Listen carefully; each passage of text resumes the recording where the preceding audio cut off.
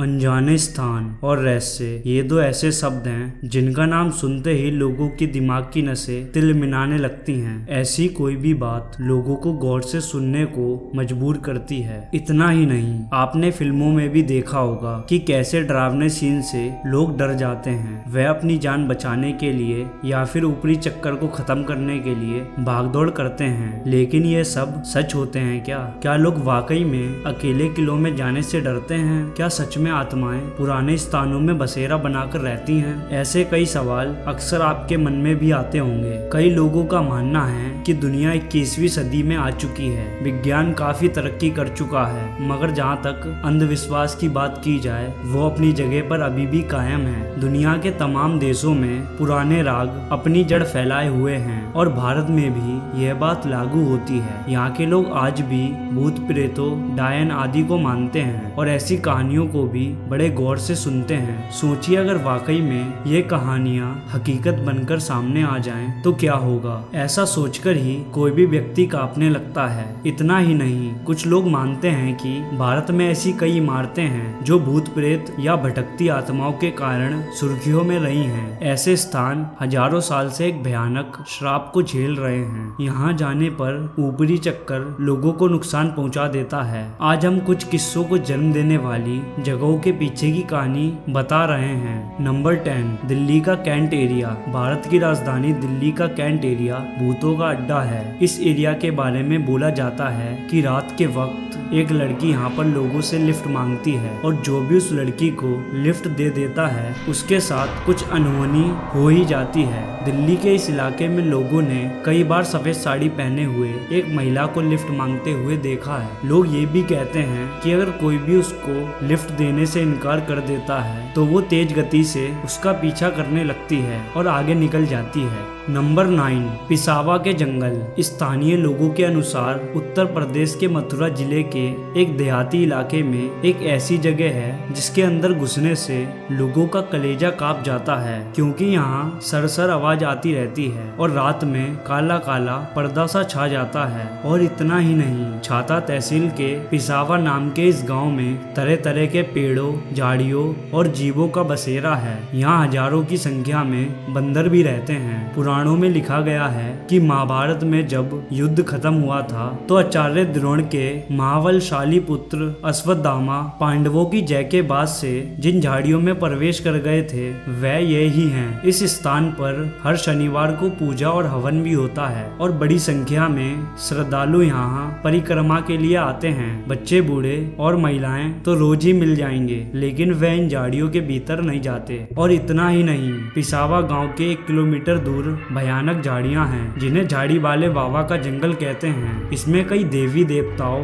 के प्राचीन मंदिर हैं और जंगल से कोई भी लकड़ी लेकर बेच नहीं सकता। यह बात यहाँ का हर व्यक्ति जानता है। यदि भूलवश कोई ले जाने की कोशिश करता है तो उसके साथ बुरा होता है। एक बार एक घमंडी आदमी यहाँ से पेड़ों को काटकर बेचने चला था। फिर उसके बाद उसके पशु मर गए थे और उस आदमी के नाक से खून निकलने लगा था। तभी यहाँ से कोई लकड़ी नहीं ले जाता है। नंबर 8, शनिवारवाड़ा किला, पुणे। जब पश्चिमी भारत पर पेशवाओं का अधिकार था उस समय पेशवाओं के उत्तराधिकारी नारायण नाम के एक बच्चे की उसके चाची के कहने पर हत्या करवा दी गई थी। तब अपनी जान बचाने के लिए नारायण पूरे महल में घूमता रहा, लेकिन फिर भी उसके हत्यारों ने उसे ढूंढकर मार डाला और वह अपने चाचा को आवाज लगाता रहा, पर कोई उसकी मदद के लिए नहीं आया। तब से लेके आज तक उस लड़के की आत्मा वहाँ भटकती रहती है और रात को यहाँ पर डरावनी चीखें सुनाई देती हैं। चांदनी रात में जगह तो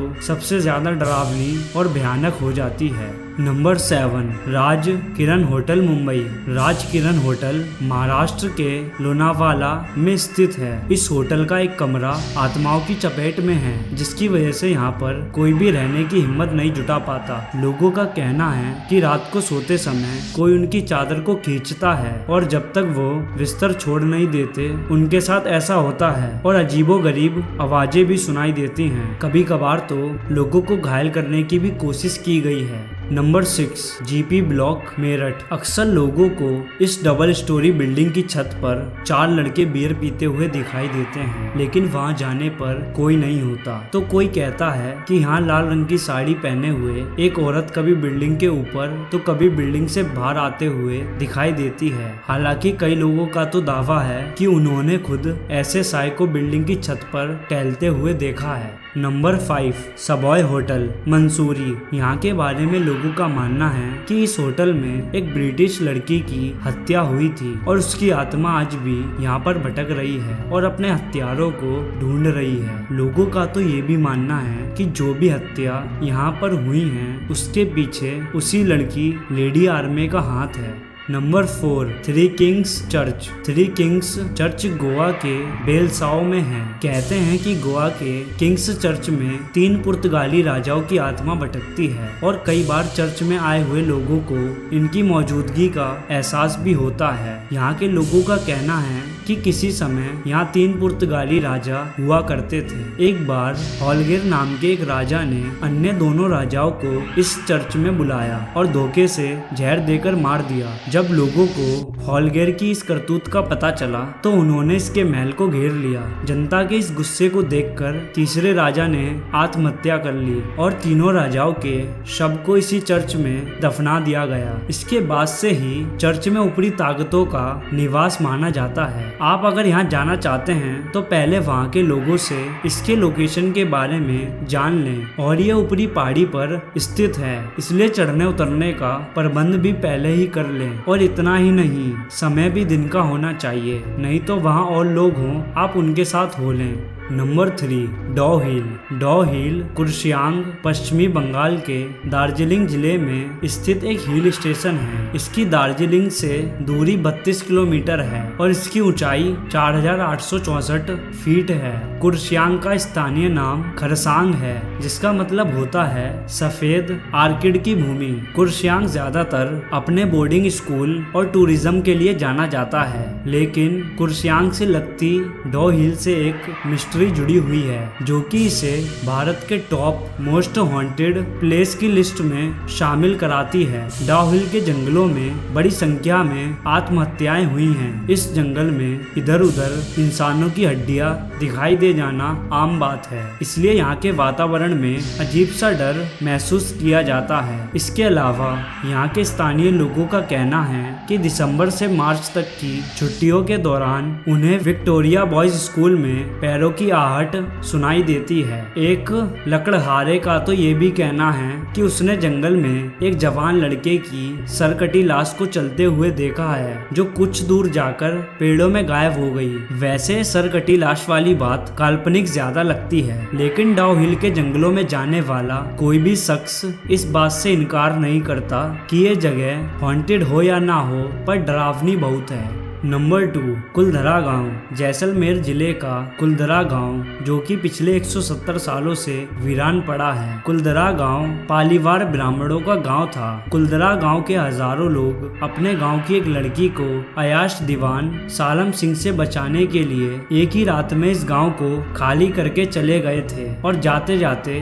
श्राप दे गए थे कि यहाँ फिर कभी कोई नहीं बस पाएगा। तब से ये गाँव वीरान पड़ा है। कहा जाता है यह गाँव रूहानी ताकतों के कब्जे में है। कभी हंसता खेलता ये गांव आज एक खंडर में तब्दील हो चुका है, टूरिस्ट प्लेस में बदल चुके कुलधरा गांव में घूमने आने वालों के मुताबिक यहाँ रहने वाले पालीवार ब्राह्मणों की आहट आज भी सुनाई देती है। लोगों को वहाँ हमेशा ऐसा अनुभव होता है कि कोई आसपास चल रहा है। बाजार के चहल पहल की आवाजें आती हैं। महिलाओं के बात करने, उनकी चूड़ियों और पायलों की आवाज हमेशा ही वहाँ के माहौल को डरावना बनाते हैं। प्रशासन ने इस गांव की सरहद पर एक फाटक बनवा दिया है, जिसके पार दिन में तो टूरिस्ट घूमने आते रहते हैं, लेकिन रात में इस फाटक को पार करने की कोई भी हिम्मत नहीं करता है। मई 2013 में दिल्ली में आई भूत प्रेत व आत्माओं पर रिसर्च करने वाली पैरानॉर्मल सोसाइटी की टीम ने कुलधरा गांव में रात बिताई और यहां पर पैरानॉर्मल एक्टिविटीज रिकॉर्ड की।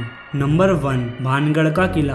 भानगढ़ फोर्ट राजस्थान के अलवर जिले में स्थित है। इसे भूतों का भानगढ़ भी कहा जाता है। इस जगह के बारे में लोगों का कहना है कि रात के 12 बजे के बाद यहाँ पर भूतों का डेरा लगता है और यहाँ पर कोई भी रात नहीं गुजार सकता, क्योंकि जो भी यहाँ पर रात के वक्त रुकता है तो उसकी मौत हो जाती है। लोगों के मुताबिक 16वीं शताब्दी में भानगढ़ में रहने वाला एक तांत्रिक, जो कि सिंगिया के नाम से जाना जाता था, उसको भानगढ़ की खूबसूरत राजकुमारी रत्नावती से प्यार हो गया था। तांत्रिक किसी भी हालत में राजकुमारी को पाना चाहता था, पर वो कुछ नहीं कर सकता था। लेकिन एक दिन राजकुमारी की सहेली उनके लिए बाजार से तेल लेने गई। जब वो तेल लेकर लौट रही थी, तभी तांत्रिक ने उसमें काला जादू कर दिया ताकि राजकुमारी उसको लगाते ही भागी भागी उसके पास आ जाए। पर राजकुमारी को उसके इस टोटके के बारे में पता चल गया। राजकुमारी ने तेल जमीन पर गिरा दिया और तेल गिरते ही पत्थर के गोले में बदल गया